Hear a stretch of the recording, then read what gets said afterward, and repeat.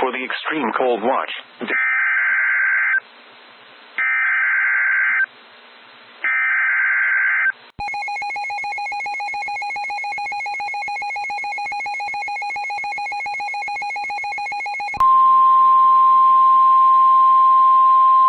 The National Weather Service in the Quad Cities has issued a snow squall warning for northeastern Rock Island County, western Whiteside County, Carroll County, southeastern Jackson County, northern Scott County, Clinton County, until 7:15 p.m. At 6:27 p.m., a dangerous snow squall was located along a line extending from Reeseville to near Donahue, moving east at 50 miles an hour.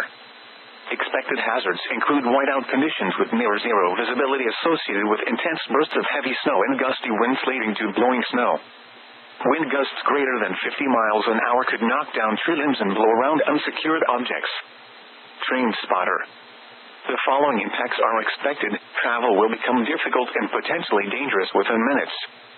This includes Interstate 88 between mile markers 16 and 22, US highways 61 and 30.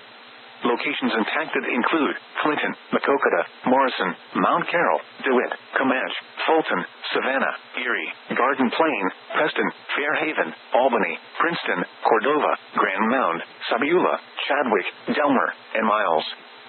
Consider avoiding or delaying travel until the snow squall passes your location. If you must travel, use extra caution and allow extra time. Rapid changes in visibility and slick road conditions may lead to accidents. If traveling on the highway, find the nearest exit or rest area and park safely away from traffic. Allow snow squalls to pass before attempting to resume travel.